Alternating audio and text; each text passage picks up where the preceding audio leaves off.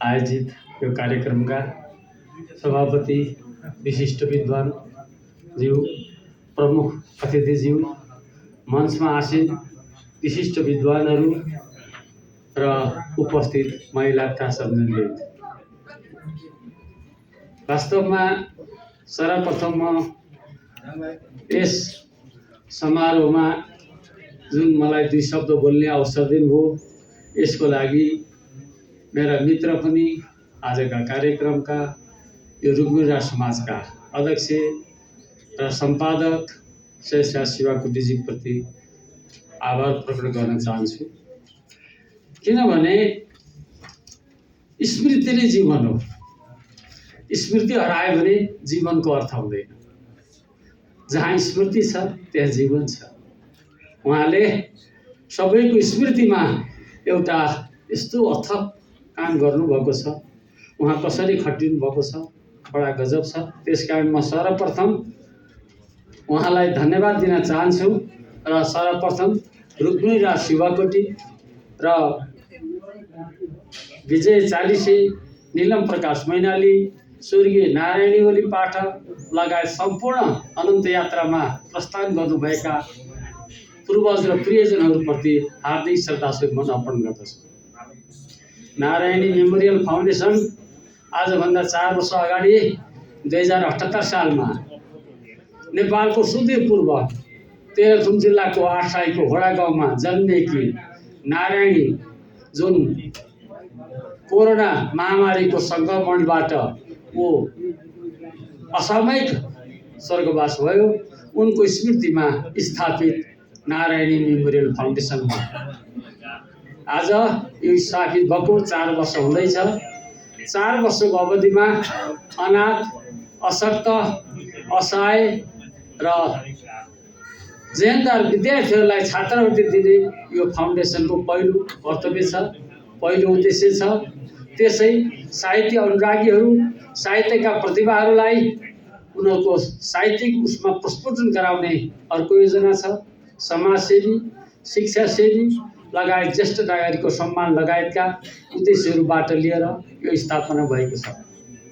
स्थापनाको 4औं वर्षमा यसले अघि यहाँ उद्घोषण गर्दा 2 जिल्ला भन्यो, यसको प्रत्येक वर्ष जिल्ला विस्तार हुँदैछ। अहिले झापा, तेह्रथुम, ताप्लेजुङ र मोरङ गरी 4 जिल्लाका 80 जना विद्यार्थीहरूलाई वार्षिक छात्रवृत्ति प्रदान गरिँदैछ।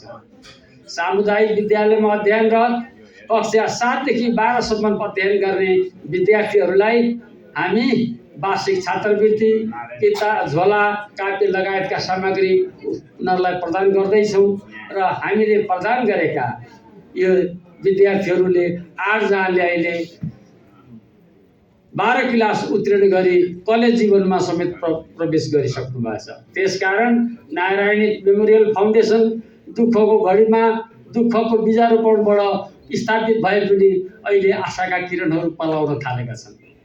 त्यसैले हामी गर्व गर्दछौँ एउटा छोटो अवधिमा धेरै मनकारीहरू, समाजसेवीहरू, परोपकारी मन भएका व्यक्तित्वहरू यस समाजमा आबद्ध हुनुहुन्छ।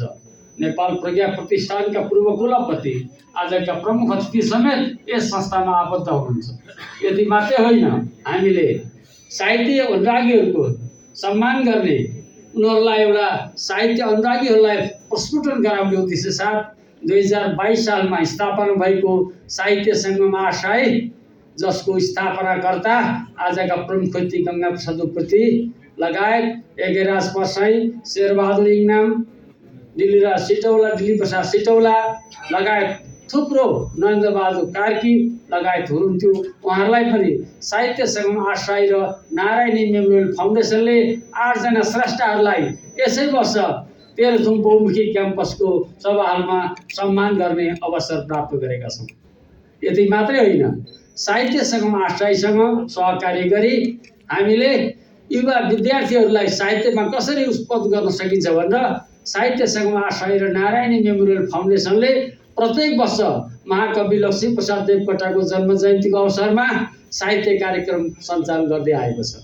त्यति मात्रै होइन, यस वर्ष गत वर्षदेखि कन्काई प्रतिभा प्रतिष्ठान सुरुङ्गा झापाको सँग सहकार्य गरी झापा जिल्ला स्तरीय लगायत कोशी प्रदेश स्तरीय युग कवि सिद्धिचरण श्रेष्ठको जन्म जयन्तीको अवसरमा साहित्यिक अनुरागीहरू जो केन्द्रबाट साहित्यको उहाँहरूको दृष्टि पुगेको छैन त्यस्ता साहित्यकार त्यस्ता प्रकाशकहरूलाई पनि पुरस्कृत गर्ने कार्यक्रम राखेका छौँ, जसको गत वर्षदेखि सुरुवात भएको छ। यो बाहेक ज्येष्ठ नागरिकको सम्मान, समाजसेवीको सम्मान, कीर्तिपुरको HIV एड्सबाट पीडित विद्यार्थीहरूको समाजसेवी, त्यस्तै भक्तपुरका वृद्धहरूको सम्मान, बनेपाका दृष्टिविहीनहरूको, त्यस्तै विभिन्न व्यक्तिहरूलाई समाजसेवा पनि हामी केही सम्मान गर्दै आएका छौँ। त्यसैले मलाई लाग्छ यो स्थापनाको छोटो अवधिमा नारायणी मेमोरियल फाउन्डेसन 4 वर्षको बालक बामी सर्दैछ, तर यसले धेरै मनकारी दाताहरूलाई पाएको छ। त्यसैले हामी धेरै गौरव गर्दछौँ। र अर्को एउटा त्यसैले दुःखको बीजारोपणबाट स्थापना भएको संस्थामा अब आशाका किरणहरू पलाउन थालेका छन्, किनभने एउटा हरेक व्यक्तिहरूमा एउटा जीवनका धेरै घटना परिघटनाहरू हुन्छन्। घटना परिघटनाहरूलाई हामीले सहजै रूपमा लानु पर्दछ, किनभने व्यक्तिहरूको हरेक क्षतिभित्र सिर्जना हुन्छ भनिन्छ, हरेक क्षतिभित्र। त्यस्तै हरेक अँध्यारोभित्र प्रभातको किरण आउँछ। त्यसैले यो क्षति भए पनि दुःख भए पनि एउटा नयाँ अध्याय सुरुवात भएको छ।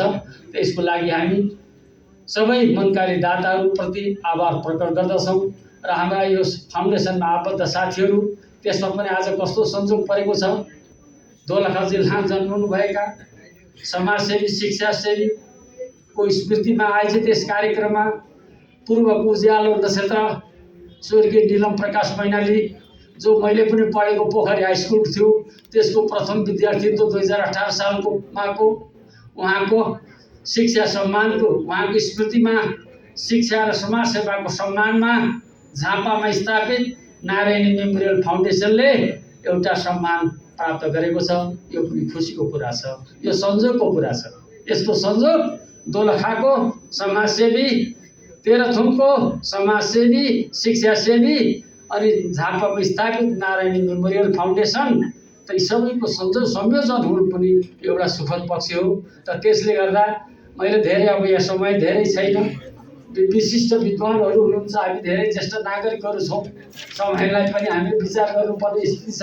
त त्यसले गर्दाखेरि मैले यहाँ निवेदन गर्न खोजेको, हामीले केही गर्न सके पनि एउटा मलाई हाम्रो संस्थाको एउटा छ, यो कसैको आशाको प्रतीक बनेको छ, बन्न थालेको छ। मदर टेरेसाले भने चाहिँ हामी ठुलो सहयोग गर्न सक्दैनौँ, तर हामी मनका ठुला सहयोगी छौँ। सहयोग हाम्रो ठुलो छैन, वार्षिक 10,000 र कापी किताब झोला दिन्छौँ। एउटा विद्यार्थीले 60,000 पाउँछ। अहिले हाम्रा 80 जना विद्यार्थी छन्, ती पनि कस्ता अनाथ, अशक्त, असहाय र जेहेन्दा। अनि तिनीहरूलाई हामी एउटा विद्यार्थीले 60,000 पाउँछ, उसको आफ्नो 12 क्लास वर्ष, हामी 7 क्लासमा दिएपछि 7, 8, 9, 10, 11, 12सम्म दिइरहन्छौँ। त त्यसकारण यो छात्रवृत्तिलाई हामी अलिकति बढाउने प्रक्रियामा छौँ। अब हामी यसलाई 100मा पुर्याउने लागिरहेछन्। हाम्रा मनकारी समाजसेवी दाताहरू पनि यसमा हामीसँग आबद्ध हुनुभएको छ। त्यसकारण अहिले यो संस्था मात्रै होइन, सबैको साझा फुलबारी, सबैको साझा चौतारी बन्न पुगेको छ। सबै यसमा आबद्ध हुनुहुन्छ। त त्यसकारण म धेरै समय लिन चाहन्न।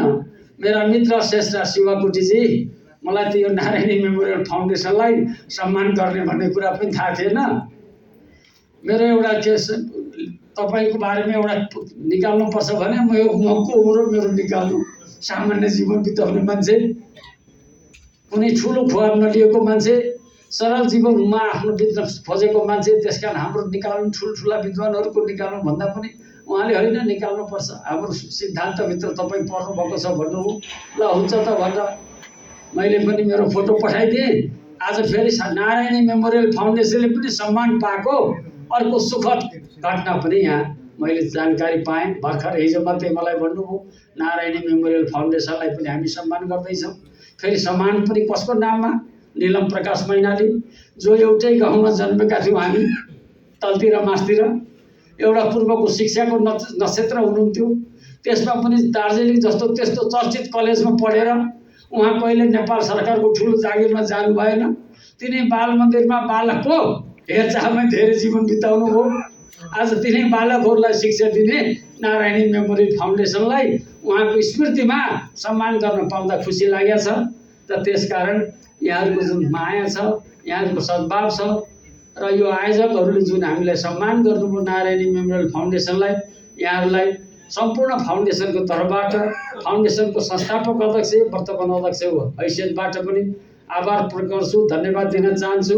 र मेरा यो फाउन्डेसनमा आबद्ध भाइ बहिनीहरू र कार्य समितिका सदस्यहरू, जसले एउटा छोटो 4 वर्षको बाबी सर्दै गरेको बच्चाले अहिले धेरै साहित्यिक कार्यक्रम लगायत शैक्षिक कार्यक्रम र ज्येष्ठ नागरिकको सम्मान गर्ने जुन अवसर पाएको छ, यसलाई एउटा ऊर्जा थपिएको छ।